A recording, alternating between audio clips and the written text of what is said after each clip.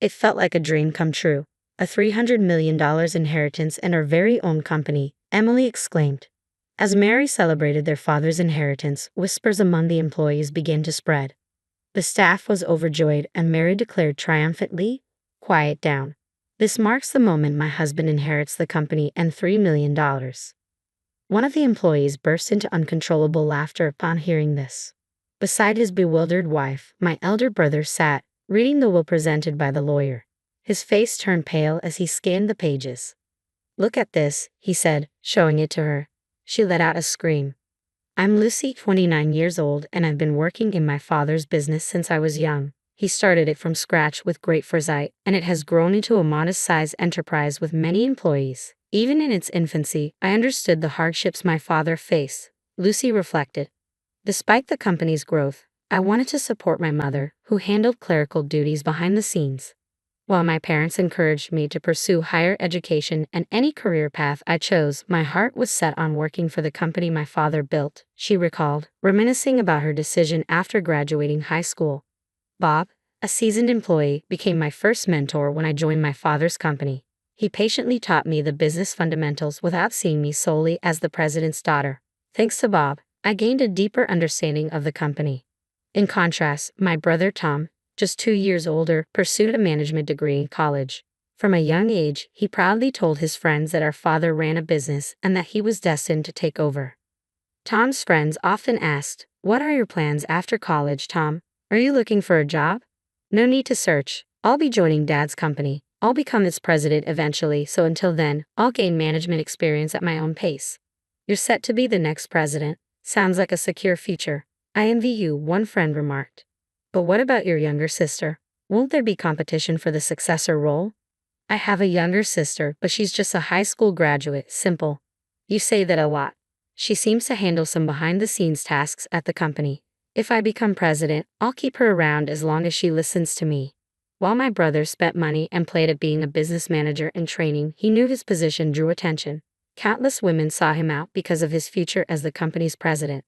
My brother chose Mary, the most flamboyant and attractive woman, as his wife. After an extravagant wedding, Tom and Mary embarked on a luxurious honeymoon abroad, built a mansion, and began their married life. All of this, he claimed, was part of securing his path to becoming company president. Mary seemed content in her new life with Tom, who fulfilled her every desire and allowed her to indulge in life's luxuries. "I doubt she'd want a life like mine, quietly working behind the scenes with Mom in Dad's company." "Lucy, you don't exactly look like the CEO's daughter," she remarked. "You don't fit the image of a president's daughter."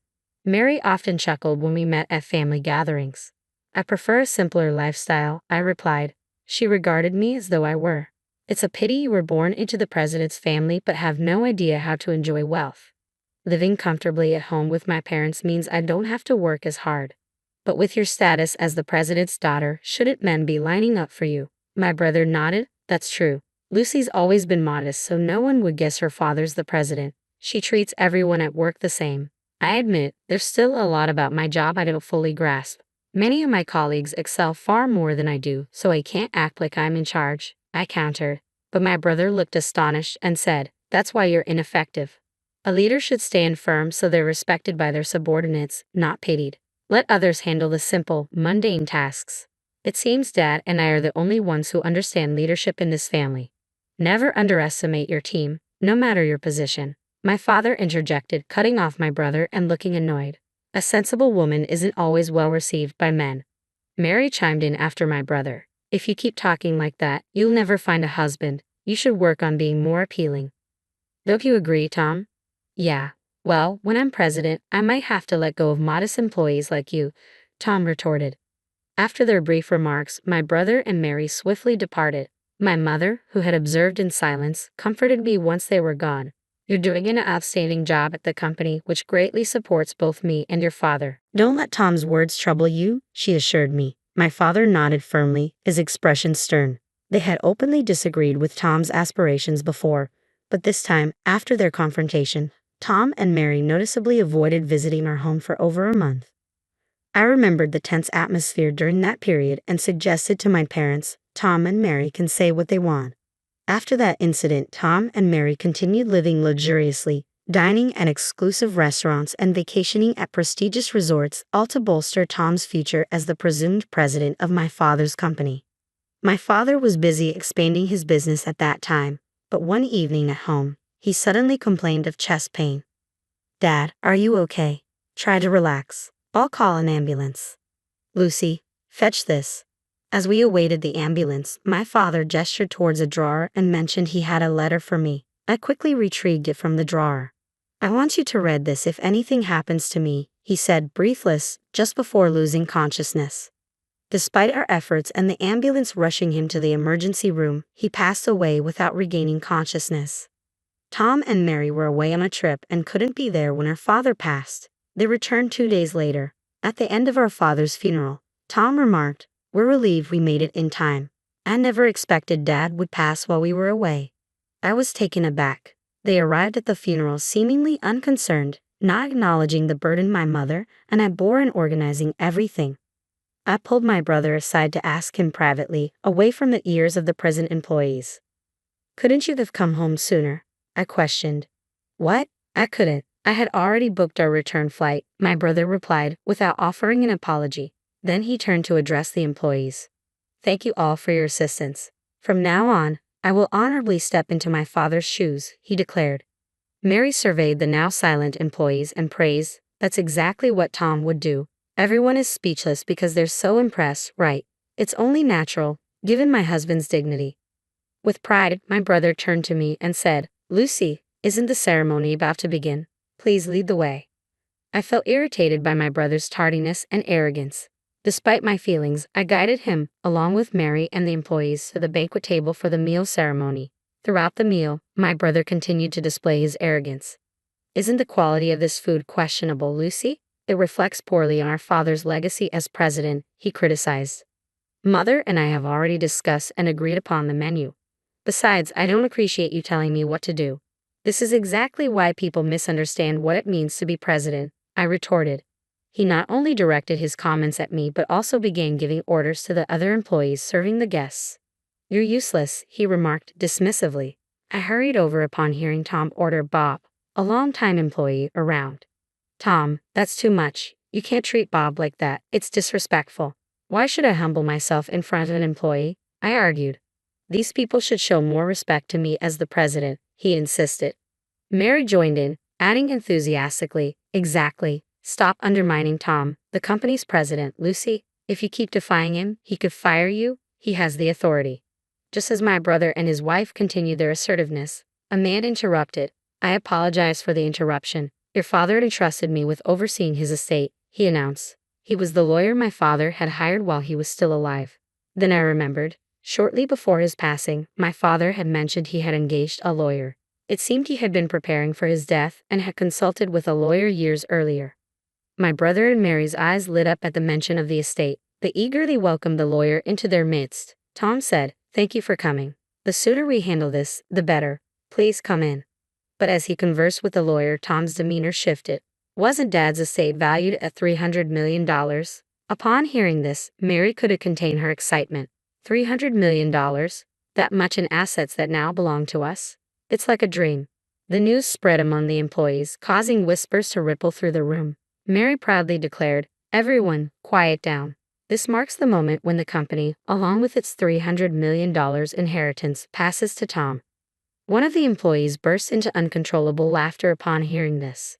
Beside Mary, my brother received the will and began reading it. Confusion spread across Mary's face as she tried to grasp the situation. My brother's expression turned ashen as he read aloud. "Mary, according to the will, the entire company is to be inherited by the eldest daughter, Lucy," he announced, staring at the document in disbelief. He continued, "This can't be. This isn't right." The lawyer interjected in a troubled tone. "This is a legally binding will." My brother's voice trembled with anger. "What? I don't believe this. How can Lucy become president instead of me?" Mary interjected, her tone dismissive. "Perhaps your father's judgment was clouded by old age. A will made by someone senile is invalid." Those words struck a nerve, and I couldn't bear to hear them insult my father's memory any longer. Enough. The idea of my brother becoming president is even more absurd in my opinion. My brother's face flushed with anger. "What are you implying? That I'm not fit to be president?" he retorted sharply. You make a valid point. How can you expect to lead this company when you've never contributed to its success? I countered. Don't be ridiculous. Mary and I built a mansion befitting a president and went to great lengths to create the image, he argued. Building an extravagant mansion and dining at fancy restaurants don't enhance the company's reputation or profitability. It's just money. Didn't Dad cover most of the costs for those luxuries? How could you not know that? I retorted. Before he passed away, Dad left me a letter detailing all the financial support he provided for you. He made it clear it was a gift during his lifetime. As a result, your share of the estate is practically nothing, I informed them. Mary looked alarmed upon hearing this. Hold on. Wasn't the inheritance valued at $300 million? Have we already spent all of it? This doesn't seem fair that we have so little left. The employee who had laughed earlier stepped forward and clarified for Mary, the $300 million is the company's valuation, not personal assets. I believe everyone here understands that. Wait, company money can't be inherited, can it? Mary asked. No, it can't. The funds from the company aren't part of the family inheritance. So, I suspect my brother's share is minimal, I clarified. Oh no, Lucy was completely taken aback. The inheritance, $300 million. Mary gasped. My brother suddenly stood up as if struck by a revelation. He addressed the employees angrily. Do you really want a plain woman like Lucy as your company president? I am clearly more qualified. I possess the same charisma as my father. But none of his colleagues agreed with him. Bob stepped forward and calmly engaged my brother. Your father was indeed charismatic and founded this company. However, you and he are not the same person. What you display is arrogance, not charisma, Bob argued firmly. My brother's anger flared as Bob continued to refute him calmly. Tom, you may be the president's son, but we rarely see you around here. That's because I haven't had the time to work for the company. I've been busy networking, Tom retorted. Networking? Trips and dining out constitute networking. Bob pressed on. Lucy has been diligently learning about the company and quietly handling her behind-the-scenes responsibilities every day. I see the same dedication in her as in your father. Lucy is the right person for the job, as agreed upon by all of us here, Bob concluded. The other employees nodded in agreement with Bob's words. Touched by their support, I replied, Thank you all very much. I must admit, this news comes as a surprise to me. But having seen my father's passion for this company firsthand, I share the same dedication. I look forward to working together with all of you. The employees warmly applauded as I bowed deeply, emboldened by their encouragement. I continued firmly, each of you here is a valued friend who has contributed greatly to our company. Anyone who disregards that is not fit to be an employee, let alone the president who can hire or fire. My brother grew visibly irritated upon hearing this. What are you talking about? I'm your brother. You mentioned before that you would fire me if you became president, I reminded him. I can't afford to keep an incompetent employee on payroll just because we're family. This is ridiculous. Someone please say something, my brother pleaded. Seeing no support for him, my brother and Mary left abruptly. Tom lost his job and soon exhausted the small inheritance he had received. Lucy, can you lend me some money? My brother asked. I was appalled by my brother's behavior. Even after losing his job, he made no effort to find new employment and continued relying on our family for support. I firmly instructed my mother not to give him any money. His once supportive friends abandoned him upon learning of his dismissal from the presidency to his sister. Mary, who had married my brother envisioning herself as the wife of the company president, found no sympathy from her circle of friends. As their expenses became unsustainable, my brother and his wife decided to sell their mansion. While the proceeds from the house sale provided temporary relief and allowed them to maintain their lifestyle for a while, the lack of steady income quickly depleted their savings. With their resources depleted, they struggled to cover basic living expenses. Eventually, they reluctantly sought work, only to find doors closed to them due to their lack of prior employment. Tom eventually secured a part-time position at a convenience store, a role unfamiliar to him. He faced criticism from younger part-time colleagues who found his performance lacking. Mary, no longer able to maintain her previous lifestyle as a full-time housewife, took on part-time work as a supermarket cashier from morning till night, earning a modest monthly income. In contrast, drawing on my experience from behind-the-scenes work, I actively contributed to the company's growth alongside Bob and other dedicated employees. The company began to thrive steadily. Ironically, my brother's situation inadvertently fostered greater unity among the employees. Determined to honor our father's legacy, I pledge to continue working alongside my mother to expand the business, aiming to bring pride to our Father in heaven.